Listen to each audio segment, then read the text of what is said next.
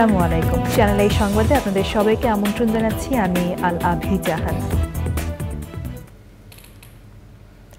বিস্তারিত সংবাদের শুরুতেই জানিয়ে দিচ্ছি ফ্রেশ প্রিমিয়াম টি সংবাদ শিরোনামগুলো।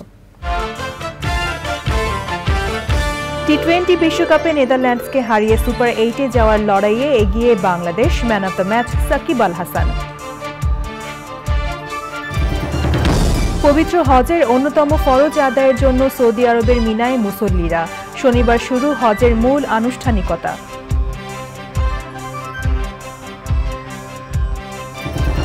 এবং আওয়ামী লীগের ৭৫তম প্রতিষ্ঠাবার্ষিকীর থিম সংয়ের রেকর্ডিং চ্যানেল আই-এ সংসদ সদস্য ও স্বাধীন বাংলা বেতার কেন্দ্রের কণ্ঠযোদ্ধাদের অংশগ্রহণ।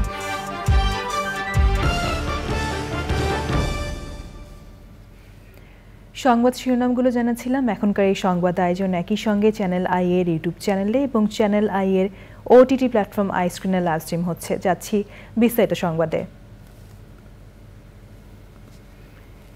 এবং বিস্তারিত সংবাদের শুরুতেই নিও কেয়ার টি-20 ওয়ার্ল্ড কাপ ক্রিকেট আপডেট।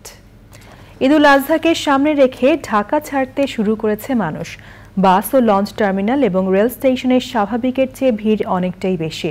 ঈদযাত্রার খবর জানাতে রাজধানীর কমলাপুর রেল স্টেশনে আছেন মাসরুর শাকিল। সরাসরি যাচ্ছি তার কাছে। শাকিল, ঈদযাত্রার সবশেষ কি খবর আছে আপনার কাছে?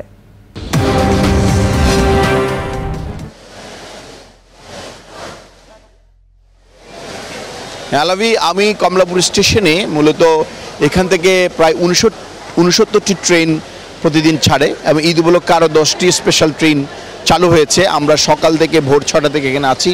সকালে পারাবত সঠিক টাইমে ছেড়েছে, ধূমকেতু সঠিক টাইমেই ছেড়েছে, একটু আগে সোনার বাংলা এক্সপ্রেস ট্রেন ছেড়ে যাচ্ছে অর্থাৎ কয়েক মিনিটের মধ্যেই ছাড়বে। মূলত আজকের ট্রেনের যাত্রায় মূলত মানুষের স্রোত আপনি দেখতেই পাচ্ছেন। গতকাল সন্ধ্যা থেকে যে স্রোত শুরু হয়েছে সেই স্রোত চলছে। দেশের বিভিন্ন গন্তব্যে ট্রেনগুলো ছেড়ে যাচ্ছে। যেহেতু পদ্মা সেতুর উপর দিয়ে কিছু ট্রেন যাচ্ছে, ফলে ট্রেনের উপর চাপও কিছুটা বেড়েছে। এখন পর্যন্ত ট্রেনের যে শিডিউল রয়েছে সেই শিডিউল অনুযায়ী কোনো ট্রেনই তার টাইমের বাইরে অতিরিক্ত দেরি করে ছেড়ে যায়নি, ফলে শিডিউল এখন পর্যন্ত ঠিক আছে। কমলাপুর স্টেশন কর্তৃপক্ষ বলছে যে আজকে সারাদিন যে ট্রেনগুলো যাবে সেগুলো মোটামুটি তাদের শিডিউল ধরেই যাবে। গতকাল যদিও ট্রেনের শিডিউলে কিছুটা দেরি হয়েছিল, কোনো ট্রেন আধা ঘন্টা থেকে 1 ঘন্টা দেরি করে গিয়েছিল, আজকে সকল ট্রেন সময় মতো ছাড়বে বলে বলছেন। তবে যাতে কেউ ছাদে উঠতে না পারে এই জন্য ব্যবস্থা নিতে গিয়ে অনেক সময় ট্রেনগুলোর যাত্রা দেরি হয় বলে বলছেন স্টেশন কর্তৃপক্ষ। সারাদিন ট্রেন স্টেশনে আজকে মানুষের ভিড় থাকবে, কারণ যেহেতু গতকাল থেকে ছুটি শুরু হয়েছে এবং একটা লম্বা ছুটি রয়েছে। আলাভি, ধন্যবাদ শাকিল। সারা বিশ্বের 15 লাখ মুসল্লি পবিত্র হজের অন্যতম ফরজ আদায়ের জন্য এখন সৌদি আরবের মিনায় অবস্থান করছেন। মিনা থেকে তারা যাবেন আরাফাত ময়দানে। শনিবার সেখানে শুরু হবে হজের মূল আনুষ্ঠানিকতা। চকর মালিথার রিপোর্ট। হজের অন্যতম ফরজ আদায়ের জন্য আজ হিজরি 8ই জিলহজ হাজিরা পবিত্র নগরী মিনায় সমবেত হয়েছেন। বৃহস্পতিবার পবিত্র মক্কার মসজিদুল হারামে আসরের নামাজ আদায়ের পর থেকে হজের অংশ হিসেবে তাবুর নগরী মিনায় পৌঁছেছেন হাজিরা। সেখানে নামাজ আদায় সহ ইবাদত বন্দিগিতে মশগুল তারা। প্রতি বছর হজের সময় মুসল্লিদের অস্থায়ী আবাস হিসেবে মিনায় বসানো হয় আধুনিক সুযোগ সুবিধার লাখ লাখ তাঁবু। এবারও তাঁবুর নিচে অবস্থান করছেন বিভিন্ন দেশ থেকে আসা হাজিরা। অন্য দেশের হাজিদের মতো বাংলাদেশের 50 হাজি পাড়ি দেবেন পায়ে হেঁটেই। কয়েক বছর হলো হাজিদের যাতায়াতের সুবিধার জন্য মেট্রো রেল চালু হয়েছে। পাশাপাশি জোরদার করা হয়েছে নিরাপত্তা ব্যবস্থা। চকর মালিথা, চ্যানেল আই। বাস্তবতার সাথে বাজেটের কোনো সম্পর্ক নেই বলে মন্তব্য করেছেন বেসরকারি খাতের নেতারা। এমনকি বাজেট তৈরির সাথে জড়িত নীতি নির্ধারকরা জানেন না রপ্তানির প্রধানতম উৎস গার্মেন্টস খাত কিভাবে চলে। কয়েকজন শীর্ষ ঋণ খেলাপি এবং অর্থ পাচারকারীর জন্য ব্যাংক ঋণের সুদহার এত বাড়াতে হচ্ছে, এই দায় ভালো ব্যবসায়ীরা এবং জনগণ কেন বহন করবে, প্রশ্ন উদ্যোক্তাদের। রিজভিন এওজের রিপোর্ট। 6 জুন বৃহস্পতিবার সংসদে বাজেট উত্থাপিত হওয়ার পর থেকেই গবেষণা সংস্থা এবং পেশাজীবীরা এর তুলোধনা করছেন। সংকটকালীন সময়ে গোজামিলের বাজেট হয়েছে বলে হতাশার কথা বলছেন তারা। 23 থেকে বেসরকারি খাতের বিনিয়োগ 1 বছরের মধ্যে কিভাবে 27% করা সম্ভব হবে, ডলারের বিনিময় হার 114 টাকায় কেন যাবে, 10% মূল্যস্ফীতি কোন জাদু বলে 6.5% হবে, উত্তর মিলছে না। এটা আমাদের পক্ষে বুঝতে কষ্ট হয় যে যেটা আমরা আগে করতে পারি নাই এবং এই বছরও অলমোস্ট করা ইম্পসিবল, কারণ এই বছর কিন্তু আরও সুদের হার অনেক বেড়েছে। সুদের হার অনেক যখন বাড়ে তার মানে তো প্রাইভেট ইনভেস্টরতে অত বেশি ইনভেস্ট করতে পারবেন না। হ্যাঁ, তো কিন্তু তারপরে দেখলাম যে এবারও সেই লক্ষ্যমাত্রা রাখা হয়েছে, যেটা একটু আমার কাছে মনে হচ্ছে আনরিয়ালিস্টিক। একই ভুল আমরা কেন বারবার করছি? 50 বছর পর কতগুলো বেসিক স্ট্রাকচার, একটা পতাকা, জাতীয় সঙ্গীত, একটা ভূখণ্ড, খুব আমরা গর্ব। তার ভেতরে যে পিলারগুলো নড়বড়, একটা বিল্ডিংয়ের যে চারিদিকে পিলার খালি কটা দিয়ে বিল্ডিং হলো যদি মাঝখানের গুলো তো আপনি ঠিকঠাক হতো। পাবলিক সেক্টর বড়োইংয়ে যদি আমরা হ্রাস টেনে না ধরতে পারি তাহলে একটু প্রাইভেট সেক্টরের ক্রেডিটের পাওয়ার ক্ষেত্রে একটা ক্রাউডিং আউট এফেক্ট হবে এবং সেইটা আমরা চাই না। বেসরকারি খাতকে অর্থনীতির মূল চালিকা শক্তি বলা কি কেবল কথার কথা, জানতে চান উদ্যোক্তারা। এখানে গভর্নর সাহেব নিজে বলছে ওনার কস্ট অফ ফান্ড ইজ 6%, তাহলে 2 থেকে 3% ওনার overhead cost for running the banks and everything. বাকি যে 5% এটা তো টোটাল মিসম্যানেজমেন্ট, মিসগভর্নেন্স, চুরি, এগুলোর জন্য হয়েছে। Why should we the bona fide business people of Bangladesh, সাধারণ জনগণ, আমরা কেন এটা দায়ভার নেব? সরকারের সমালোচনার সাথে সাথে সমাধানের পথগুলো নিয়ে পরামর্শ চান প্রধানমন্ত্রীর উপদেষ্টা। পারফরমেন্স ক্রাইটেরিয়া ছাড়া যদি তাদের প্রণোদনা দেওয়া হয় তাহলে ইট মে বি সাম পারভার্স থিং। যার কোনো সক্ষমতা নাই সেই তাকে হয়তো আমি দিচ্ছি এবং একটা দীর্ঘমেয়াদী সাপোর্ট তাকে দিতে হচ্ছে, যে সাপোর্টটা অন্য জায়গায় দিলে আমি অনেক বেশি রেসপন্স পেতাম। 30 জুন জাতীয় সংসদে 2024-25 অর্থ বছরের বাজেট পাস হবে। রিজবিনা ওয়াজ, চ্যানেল আই, ঢাকা। আগামী 23শে জুন বাংলাদেশ আওয়ামী লীগের 75তম প্রতিষ্ঠাবার্ষিকী উপলক্ষে শিল্পকলা একাডেমির তত্ত্বাবধানে একটি থিম সং করা হয়েছে। থিম সংটি রেকর্ডিং হয়েছে দেশের প্রথম ডিজিটাল বাংলা চ্যানেল আইতে। গৌরবোজ্জ্বল আওয়ামী লীগের রাজনৈতিক ভাবনা তুলে ধরে এতে কণ্ঠ দিয়েছেন সংসদ সদস্য, স্বাধীন বাংলা বেতার কেন্দ্রের শিল্পী ও বিশিষ্ট সঙ্গীত শিল্পীরা। বিস্তারিত জাকিয়া আক্তারের রিপোর্টে। উপমহাদেশের ঐতিহ্যবাহী ও প্রাচীন রাজনৈতিক দল আওয়ামী লীগের প্ল্যাটিনাম জয়ন্তী উদযাপিত হবে আগামী 23শে জুন। 1971-এর মহান মুক্তিযুদ্ধে নেতৃত্ব দানকারী দলটি নানা চড়াই উতরাই পাড়ি দিয়ে টানা চতুর্থবারের মতো সরকার পরিচালনায় ডিজিটাল বাংলাদেশ করে আজ স্মার্ট বাংলাদেশ গড়ার নেতৃত্বে।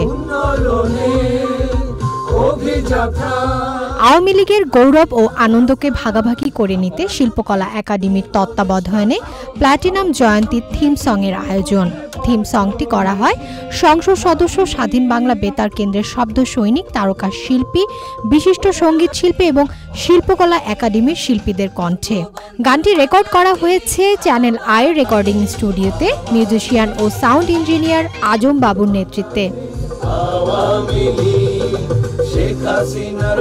শুধু শিল্পীরা না, মোটামুটি সবাই গান গাচ্ছে। মাননীয় সংসদ সদস্যরা গান গেয়েছেন আপনার স্বাধীন বাংলা বেতার কেন্দ্রের সব আমাদের অলমোস্ট সিনিয়র যারা আছেন সবাই গেয়েছেন। সঙ্গীত শিল্পীদের সঙ্গে এক কাতারে কণ্ঠ মিলিয়ে আনন্দিত সংসদ সদস্যরা। আওয়ামী লীগের এই থিম সংটা করতে গিয়ে শুধু আওয়ামী লীগ ছাত্রলীগটাকেই মনে করতে পারছি না, আমার সেই ছাত্র জীবনে আমি চলে গেছি। 75 বছর পূর্তি উপলক্ষে আজকের এই আয়োজন আমি মনে করি যে চমৎকার একটি আয়োজন। এই থিম সংটি কেবল বাংলাদেশ নয়, জাতি হিসেবে, বাঙালি জাতি হিসেবে এটি আমাদের জন্য অসম্ভব গর্বের একটি বিষয়, অসম্ভব আনন্দের একটি বিষয়।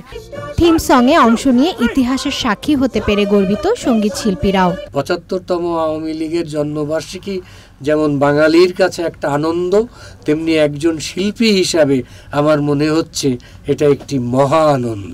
গানটি নতুন প্রজন্মের জন্য উচ্ছ্বাস বলবো। এটি এত রিদমিক হয়েছে, এত সুন্দর কথায়, কথার গাঁথনিটা খুব ভালো, সহজবোধ্য, আর সুরটাও খুব মেলোডিয়াস। কবির বকুলের কথা ও সুরে 50 জন শিল্পীর অংশগ্রহণের এই থিম সঙ্গে সঙ্গীতায়োজন করেছেন কিশোর দাস। Zakia Akter, channel I, Dhaka. সময় হলো একটি বিরতি নেওয়ার।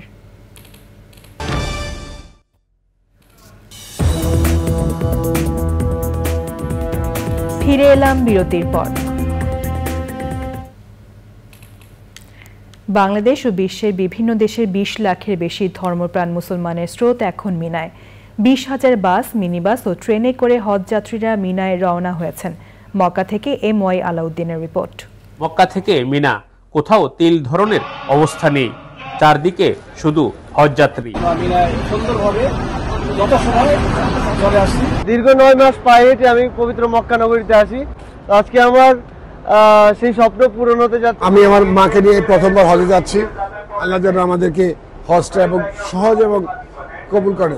যে কোনো ধরনের নাশকতা ঠেকাতে 3 স্তরের নিরাপত্তা ব্যবস্থা নেওয়া হয়েছে। বাংলাদেশি হজ যাত্রীদের মিনা যাত্রায় কোনো অপ্রীতিকর ঘটনার খবর পাওয়া যায়নি। মাননীয় প্রধানমন্ত্রীর নির্দেশনা মোতাবেক ধর্ম মন্ত্রণালয়ের হাব ঐক্যবদ্ধভাবে কাজ করে সৌদি পর্ব শেষ করে ইনশাল্লাহ হজ যাত্রীদেরকে আমরা ভালোভাবে বাংলাদেশে পৌঁছাতে সক্ষম হব।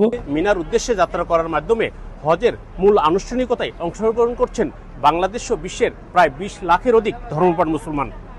আল্লাহ রাব্বুল আলামিন আমাদের সকলের হজকে কবুল করবেন এই প্রত্যাশাই MY আলাউদ্দিন, চ্যানেল আই।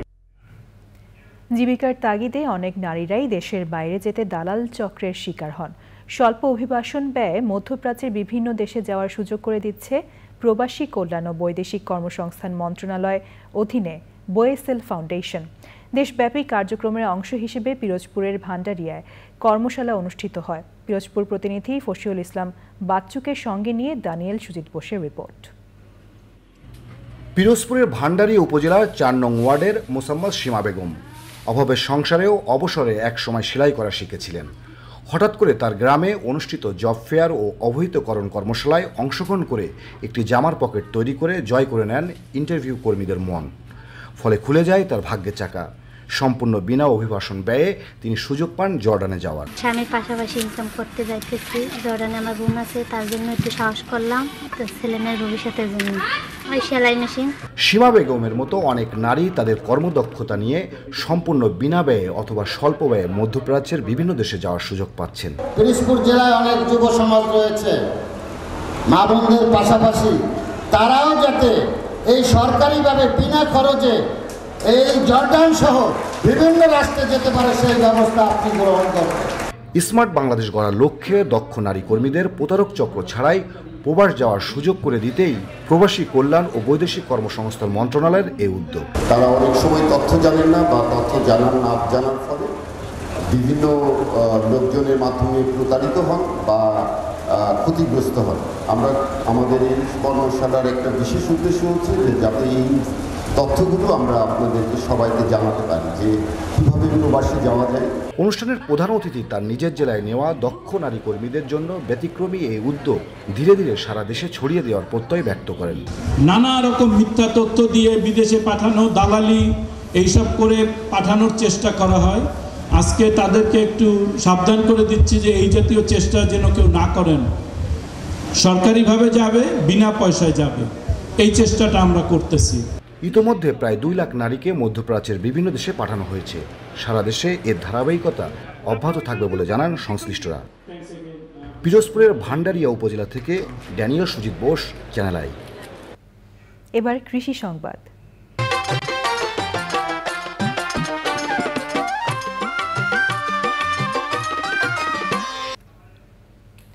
কুড়িগ্রামের চরাঞ্চলে পালন করা দেশীয় গরু দিয়েই কোরবানির চাহিদা মিটছে। স্থানীয় চাহিদা মেটানোর পাশাপাশি দেশের বিভিন্ন অঞ্চলে কোরবানির গরু সরবরাহ করছেন ব্যবসায়ীরা। হবিগঞ্জে গরুর বাজার জমে উঠেছে। এবার গোখাদ্যের দাম বেড়ে যাওয়ায় গরুর দামও বেশি চাচ্ছেন খামারিরা। এবার প্রকৃতি সংবাদ।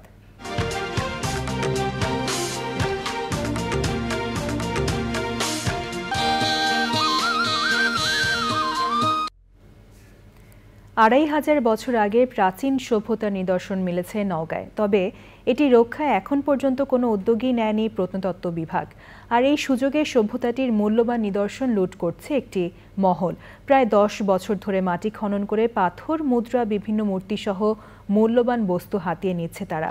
প্রাচীন এই সভ্যতা সংরক্ষণ ও যথাযথ খননে শিগগিরই উদ্যোগ নেওয়ার আশ্বাস দিয়েছে প্রশাসন।